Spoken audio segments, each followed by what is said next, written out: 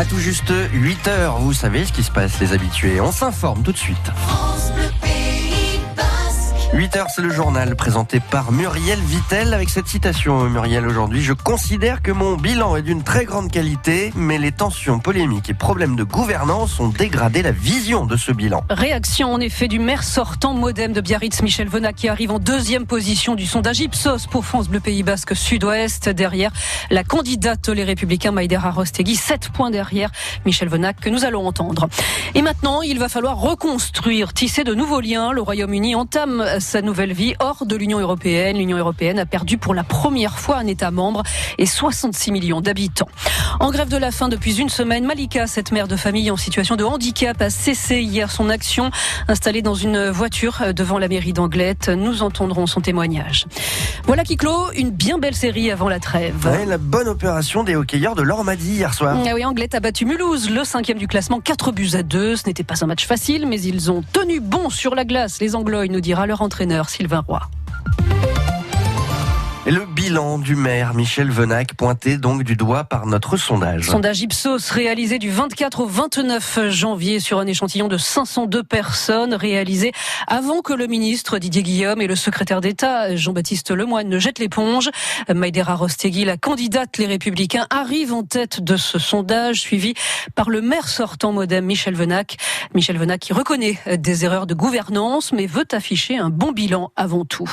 Quand on prend les réalisations, je vous assure, secteur par secteur, domaine par domaine, quand on prend les réalisations, vraiment, je considère qu'il y a un bilan qui est d'une très grande qualité. Toutes ces tensions, toutes ces polémiques, ces problèmes de gouvernance qui se sont multipliés, effectivement, ont dégradé complètement la vision du bilan. Il y a quelque chose qui s'est mis entre le regard d'un certain nombre de Biarros et les réalisations effectives du bilan. Et c'est sur ça qu'on va travailler. Les erreurs de gouvernance, elles sont à vous? Pas seulement. Vous les partagez avec vos policiers? Sans doute. Je peux pas, c'est moi qui suis le maire, donc bien évidemment que je les partage. Mais reconnaissez quand même qu'il y a eu un climat les 2 dernières années qui était un climat qui n'était pas vraiment pacifié. Ça a occulté les réalisations. Il n'y a qu'à comparer. Il n'y a qu'à prendre mon programme de 2014 et ce qui a été fait aujourd'hui. Et on verra que mes engagements, à 80%, ont été tenus. Michel Venac, le maire sortant de Biarritz. Et puis, sachez que 2 candidats arrivent en 3e position, 8 points derrière l'actuel maire.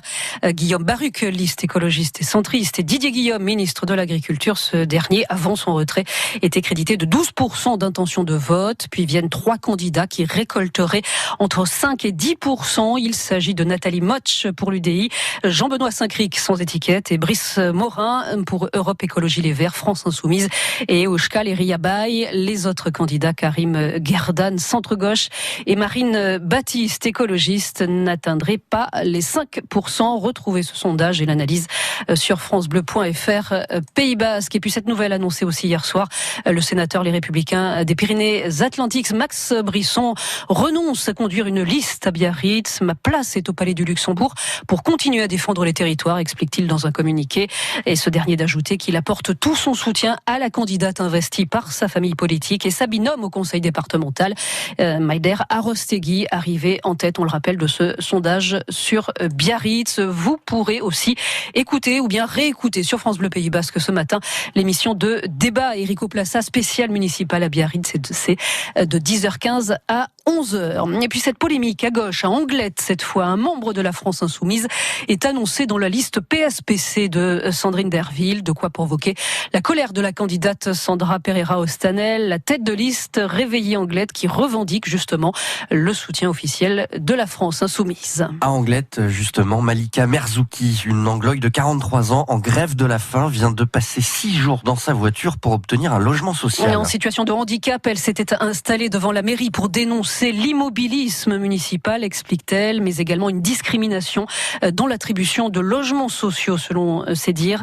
Elle a obtenu gain de cause et a cessé hier son action. Andy Rosbert. L'heureuse nouvelle est arrivée ce vendredi matin pour Malika Merzouki. Très bonne nouvelle, juste avant que vous arriviez. Je viens d'avoir l'appel d'Habitelem qui vient de m'annoncer que la commission a été anticipée et que donc le logement m'est attribué. Ces 3 dernières années, cette mère de famille payait un loyer de 825 € mensuels, n'ayant pour seule ressource qu'une pension d'invalidité de 639 €. C'est parce qu'elle n'arrivait plus à joindre les deux bouts et pour éviter des impayés qu'elle a donc quitté son dernier logement.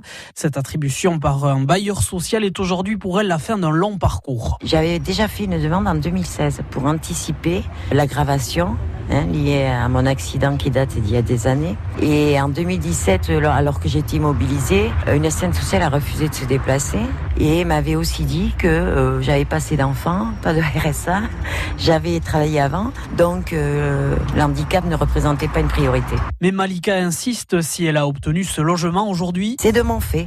Ce sont mes propres démarches. Mais là, la mairie avait quand même fait des demandes auprès de bailleurs. Non, la mairie n'a rien fait du tout. Absolument rien. C'est bien pour ça que j'ai fait cette démarche de grève de la faim. C'est pas ce qu'elle dit.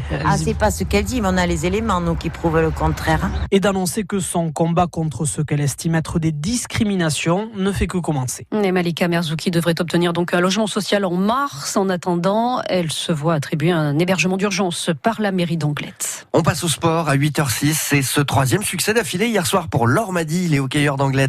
Et cela fait du bien. Ils ont battu Mulhouse, 5e du classement, par 4-2 avec un bon gardien, Léo Bertin, et une entame de match idéale. 3-0 à l'issue du premier tiers-temps pour, à l'arrivée, une victoire importante, souffle Sylvain Roy, l'entraîneur anglois. Beaucoup de bien, ouais. Beaucoup de bien. Ça clôt une belle série, je trouve, avant la trêve.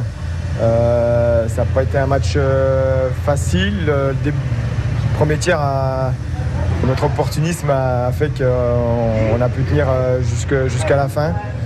Voilà, après Mulhouse a fait son jeu, ils ont essayé de revenir, mais on a tenu bon, donc c'est bien.